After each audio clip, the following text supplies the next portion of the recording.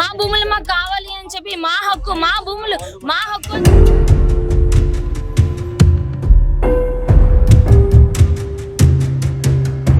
ఇప్పుడు ఎక్కడైతే వాళ్ళు 400 ఎకరాలు తీసేసి మొత్తము క్లియర్ చేసి కార్పొరేట్ కి ఇద్దాం అనుకుంటారో ఆ ల్యాండ్ లో నదులు ఉన్నాయి, ఎన్నో లక్షల పురాతనమైన రాక్స్.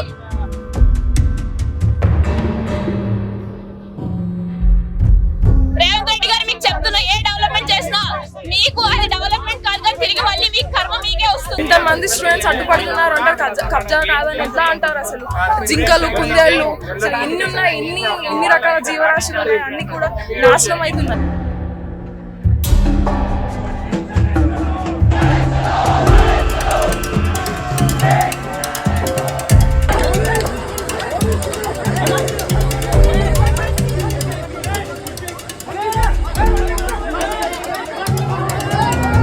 ఈ కాంగ్రెస్ ప్రభుత్వం, రేవంత్ రెడ్డి ప్రభుత్వం ఏదైతే ఉందో మమ్మల్ని ఒక గుండాలుగా, నక్సలైట్లుగా ట్రీట్ చేసి మరి పోలీసులతో లాఠీ చార్జ్ చేపించడం జరిగింది.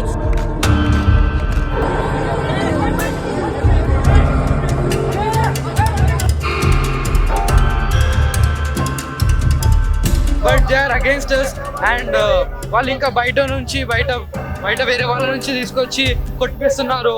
ప్రస్తుతం మనం గత 2-3 రోజుల నుంచి అయితే చూస్తూ ఉన్నాము, తెలంగాణ గవర్నమెంట్ వర్సెస్ HCU అనేది చాలా రన్ అవుతుంది. ఇది యూనివర్సిటీ ఆఫ్ హైదరాబాద్. సో ఇది మా భూములు అంటే మా భూములు అని చెప్పేసి అయితే ఇక్కడ తెలంగాణ గవర్నమెంట్, ఇది తెలంగాణ గవర్నమెంట్ కి సంబంధించిన ల్యాండ్ అని చెప్పేసి ఇక్కడ వాళ్ళు మాట్లాడుతూ ఉన్నారు. అదే విధంగా ఇక్కడ స్టూడెంట్స్, మనకి ఇప్పుడు ఆ స్టూడెంట్స్ కూడా మాట్లాడడం అయితే జరిగింది. అది కూడా నేను చూపించే ప్రయత్నం అయితే చేస్తాను, అసలు ఏం మాట్లాడారు ఏంటి అనేది.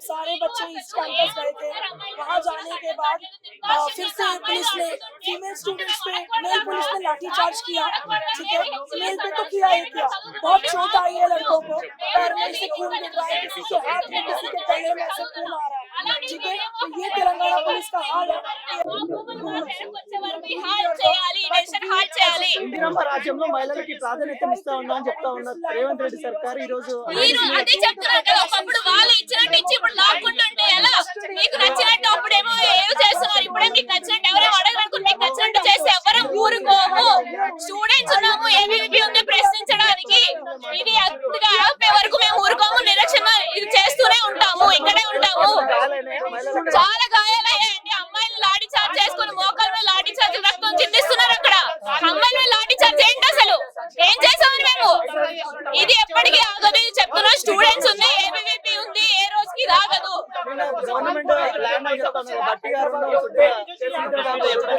ఏంటండి ల్యాండ్ అని చెప్తున్నారు, వాళ్ళు అని చెప్తున్నారు. అసలు ఇప్పటికీ డిమార్కేషన్ కరెక్ట్ గా 400 ఎకరాలు ఎక్కడ ఉన్నాయి ఇప్పటికీ చెప్పాలండి, చెప్పట్లేదు. ఎవరికి ఏమి ఇన్ఫర్మేషన్ ఇవ్వకుండా వాళ్ళకి నచ్చినట్టు చేసుకుంటూ పోతున్నారు, ఎవరు అడగరని. కనీసం మా క్యాంపస్ కూడా మాకు వెళ్ళడానికి ఎలా లేకుండా మేము ఐడి కార్డు చూపించుకొని వెళ్ళడం ఏంటంటే నాకు అర్థం కాదు. మా క్యాంపస్ ఇది, మేమున్నాం ఇక్కడ,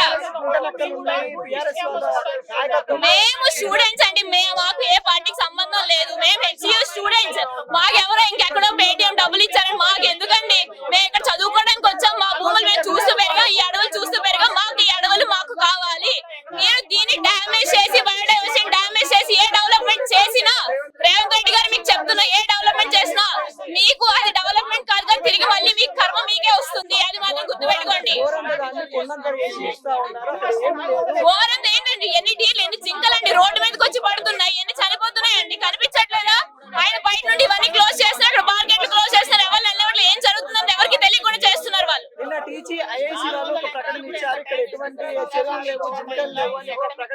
అంటే వాళ్ళు కళ్ళు కనిపించట్లేదా, లేకపోతే మాకు ఇంకేమైనా కనబడుతున్నాయి? మాకైతే అర్థం అవ్వట్లేదు. ఎవరైతే అన్నారు ఒకసారి రమ్మనండి, మీడియా మిమ్మల్ని తీసుకొని రమ్మనండి, మీకు తెలుస్తుంది, వాళ్ళకి తెలుసు, ప్రపంచానికి మొత్తానికి తెలుస్తుంది HCUలో ఏముంది, వాళ్ళు ఏం తీసుకెళ్లిపోతున్నారని. ఇదే వాళ్ళకి కాదు, మొత్తం ఇండియా మొత్తానికి నష్టం. ఇది జస్ట్ యూనివర్సిటీ ఇష్యూ కాదు, ప్రతి ఒక్కరి ఇష్యూ. ప్రతి ఒక్కరు సీరియస్ గా తీసుకొని మాకు సపోర్ట్ ఇవ్వాలి. వాయిస్ అనేది యాంప్లిఫై అవ్వాలి. Through out India voice should be amplified. Thank you. దానికి స్టూడెంట్స్ పైన లాఠీ చార్జ్ చేసి తీసుకోవాల్సినంత అవసరం ఏముంది? మీరు అంతగానం ఏమైనా డెవలప్ చేస్తాము అంటే ఇంకా ఇంకా చాలా ఉన్నాయి కదా.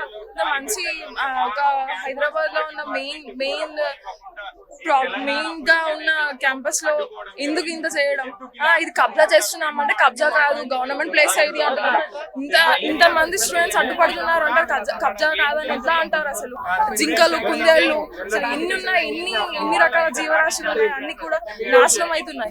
ఈ రోజు అందరం కలిసి ధర్నా చేస్తూ అక్కడికి వెళ్ళి అక్కడ భూముల దగ్గరికి వెళ్దామని చూస్తే అందరి పైన లాఠీ చార్జ్ చేశారు. ఆడపిల్లలను కూడా చూడకుండా అన్యాయంగా అసలు ఎంతమంది పైన లాఠీ చార్జ్ చేశారు. మాకేం అవసరం ఉంది? మేము ఎందుకు వేస్తామని మేము అంటే ఏంటి? అక్కడ నేటి పౌరుల కోసమేగా మేము పోరాడుతుంది. హైదరాబాద్ కి నార్త్ ఊపిరితిత్తులు లాంటివి ఏం లేదండి. ఈ రోజు మేము అందరం స్టూడెంట్స్ అందరం కలిసి ప్రొఫెసర్స్ తోటి ఆ విజిట్ కి పోయామండి అక్కడికి మేము. సో అక్కడ వెళ్ళడం జరిగింది ప్రొఫెసర్ తో పాటు. అయితే సడన్ గా పోలీసులు లాఠీ చార్జ్ చేయడం జరిగింది. అమ్మాయిలు అబ్బాయిలని చూడకుండా అందరినీ ఈక్వల్ గా కొట్టారు. అమ్మాయిలు అయితే మరి దారుణంగా గుంజి కాళ్ళ మీద ఎక్కడంటే అక్కడ లాఠీ చార్జ్ చేశారండి. HCU గవర్నమెంట్ ఈ ల్యాండ్ అంతా గవర్నమెంట్ అంటున్నారు. ఇంతకు నిజానికి అసలు ఎవరిది ఈ ల్యాండ్? యాక్చువల్లీ నిజానికి అయితే ఇది HCU ల్యాండే. బట్ అది అప్పట్లో మన చంద్రబాబు నాయుడు ఏవో ఇచ్చి పుచ్చులు చేయడం వల్ల అది కోర్టులో కేసు ఉండే. సడన్ గా ఇప్పుడు ఆ కోర్టు కొట్టేయడం వల్ల అదేమో తెలంగాణ గవర్నమెంట్ కి చెందింది అనేసి కోర్టు తీర్పిచ్చిందట. అది తెలంగాణ గవర్నమెంట్ కి చెందింది కాదు, యాక్చువల్లీ యూనివర్సిటీకి చెందింది. సో యూనివర్సిటీకి చెందింది కాబట్టి స్టూడెంట్స్ అందరం మేము కూడా ప్రొటెక్ట్ చేస్తున్నాం అనమాట.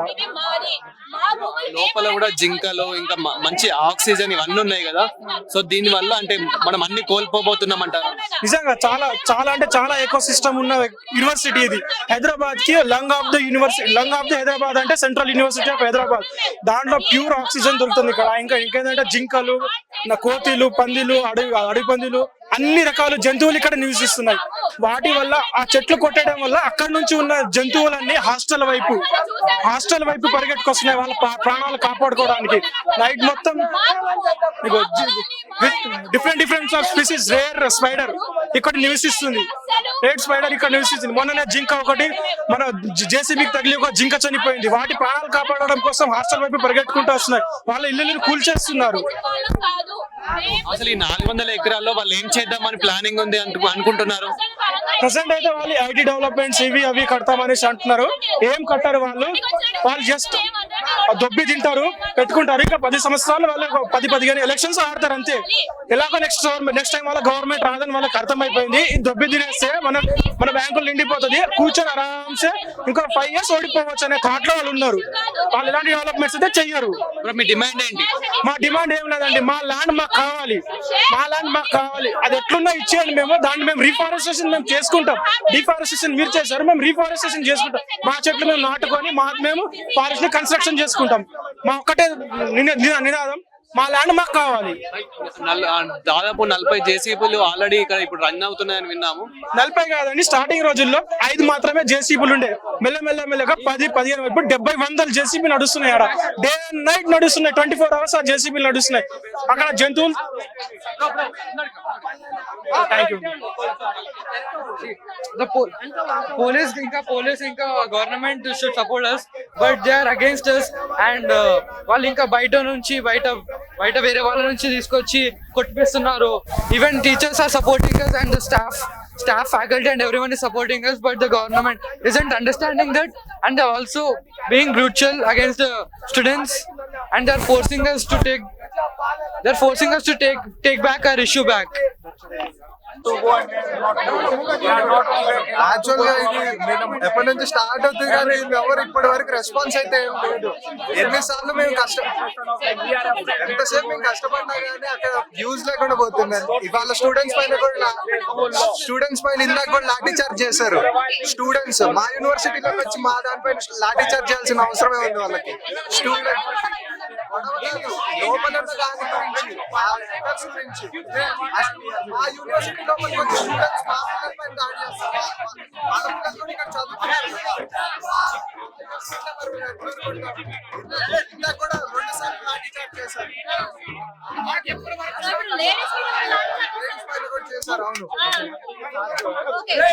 వీళ్ళ పైన మానవ హక్కులకు పోయిన కార్పొరేషన్ అందరి పైన గత కొద్ది రోజులుగా ఈ హైకోర్టు నుంచి ఏదైతే ఆర్డర్ రిలీజ్ చేస్తారో ఆక్షనింగ్ కోసం దానికి వ్యతిరేకంగా విద్యార్థులం అందరం ఏకమై ఇక్కడ ధర్నా చేయడం జరుగుతుంది. 20 రోజుల నుంచి ఇదే పనిగా పెట్టుకొని మా భూములు మాకు కావాలి అని చెప్పి, మా హక్కు మా భూములు మా హక్కు అని చెప్పి మేము ధర్నాలకి పోతుంటే ఈ కాంగ్రెస్ ప్రభుత్వం, రేవంత్ రెడ్డి ప్రభుత్వం ఏదైతే ఉందో మమ్మల్ని ఒక గుండాలుగా, నక్సలైట్లుగా ట్రీట్ చేసి మరి పోలీసులతో లాఠీ చార్జ్ చేపించడం జరిగింది. అమ్మాయిలను కూడా చూడకుండా జుట్టు పట్టుకొని లాక్కొని పోయి అసభ్యకరంగా ప్రవర్తించి లేడీ కానిస్టేబుల్స్ లేకున్నా సరే వాళ్ళు లాఠీ చార్జ్ చేసి వ్యాన్ లెక్కించి మాదాపూర్ పోలీస్ స్టేషన్ తరలించడం జరిగింది. అయినా సరే మేము దేనికైనా సిద్ధమంటూ మళ్ళీ పోరాటాలను మళ్ళీ మేము స్టార్ట్ చేస్తాం. మా ల్యాండ్ మాకు బ్యాక్ వచ్చినంత వరకు మేమైతే వదిలేదు. వాళ్ళేమంటున్నారంటే ఇది గవర్నమెంట్ ల్యాండ్ అని చెప్పేసి వాళ్ళ వర్షంలో వాళ్ళు చెప్తున్నారు కదా, దీని మీద మీరేమంటారు? ఇప్పుడు ఇందిరాగాంధీ ఏ ఇందిరమ్మ రాజ్యంలోనైతే మాకు ల్యాండ్ ఇవ్వడం జరిగిందో 2300 ఎకరాలు, అదే ఇందిరమ్మ రాజ్యంలో ఇప్పుడు అన్యాయంగా అక్రమంగా మా ల్యాండ్ ని తీసుకొని తెలంగాణ ప్రభుత్వం ల్యాండ్ అని చెప్పడం అనేది మాత్రం అన్యాయం.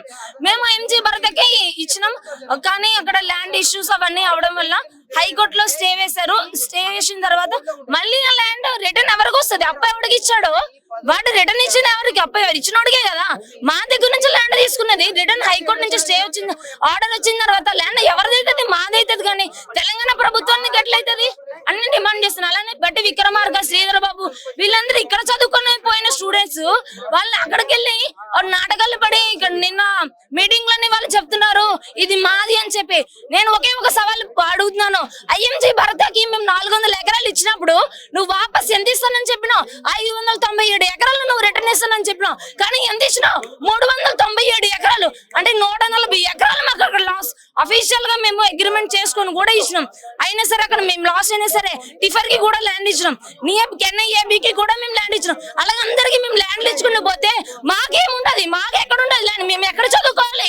రేవంత్ రెడ్డి మేము ఇక్కడ చదువుకోవడానికి వచ్చినాం, అంతేగాని ఇలాగా రోడ్ల పైన వచ్చి గొడవలు చేయని కాదు.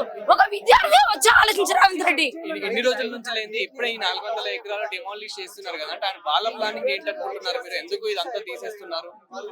రేవంత్ రెడ్డి ప్రభుత్వం వచ్చినప్పటి నుంచి కబ్జాల ప్లానింగ్ గా పెట్టుకున్నాడు. రియల్ ఎస్టేట్ ఒక్కటే, రేవంత్ రెడ్డి అంటేనే రియల్ ఎస్టేట్, రియల్ ఎస్టేట్ అంటేనే రేవంత్ రెడ్డి.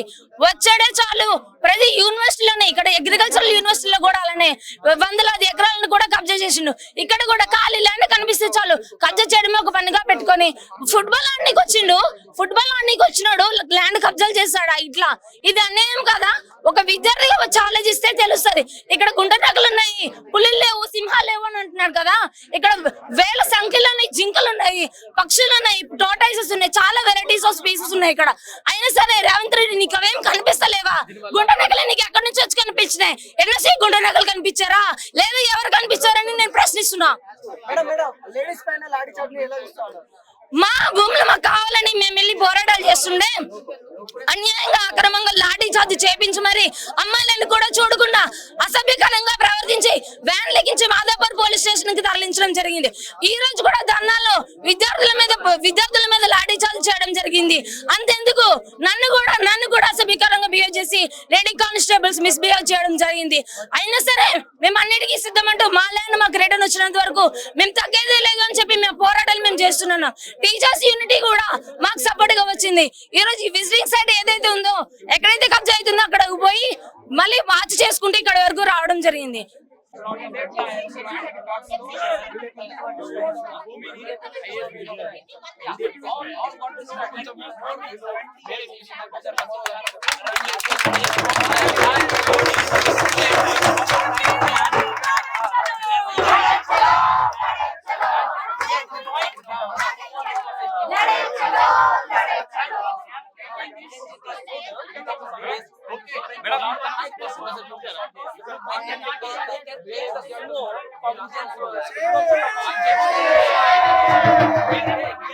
సో చెప్పండి మేడం, అంటే ఇది గవర్నమెంట్ ల్యాండ్, ఇది మా ల్యాండ్ అంటున్నారు కదా, మీరేమంటారు? గవర్నమెంట్ ల్యాండ్ ఒకప్పుడు ఇందిరాగాంధీనే మా కోసం ఇది యూనివర్సిటీ కట్టడానికి అలౌ చేసింది. దాని తర్వాత చంద్రబాబు నాయుడు ఇది కట్టడానికి ఇనిషియేట్ తీసుకున్నప్పుడు అప్పుడు ఒక ఇది ఐటీ సమ్ కార్పొరేట్ వచ్చి ల్యాండ్ రాయించుకుంది. దాని తర్వాత వీళ్ళు ప్రెసెంట్ ఉన్న చంద్రబాబు నాయుడు గవర్నమెంట్ పోయినాక ఆ ల్యాండ్ ఇవ్వలేదు. దాని తర్వాత ఈయన వైఎస్ రాజశేఖర్ వచ్చి ఇది నల్లిఫై చేసిండు. ఇది ఏదైతే వాళ్ళ కోర్టులో 2004 నుంచి ఒక కార్పొరేట్ సంస్థ ఈ ల్యాండ్ ని తీసుకోవడానికి 400 acres మేము తీసుకున్నాము అని రాపించుకోనికే కేసు 2004 నుంచి సుప్రీంకోర్టులో అయింది. అది ఇప్పుడు 2024 లో దాన్ని తీర్పిచ్చి ఏమన్నారంటే ఈ ల్యాండ్ ఆ కార్పొరేట్ సంస్థది కాదు, ఈ ల్యాండ్ మేము స్టేట్ గవర్నమెంట్ కి ఇస్తున్నాము. లోపల ఇప్పుడు పరిస్థితి ఎలా ఉంది లోపల? కానీ నేను ఒకటి స్టేట్ గవర్నమెంట్ కి ఇస్తున్నాం, కార్పొరేట్ కాదు అని చెప్పినప్పుడు ఈ ల్యాండ్ మాకు ఇచ్చేయొచ్చు కదా, అంటే హెచ్ఈఏ పట్టభూమి రాసియొచ్చు కదా, రాయకుండా మళ్ళీ ఐటీ హబ్ కి రాసుకొని ఎందుకు అట్లా చేయడం అని మేము అడుగుతున్నాం. ఒక స్టూడెంట్ డిమాండ్.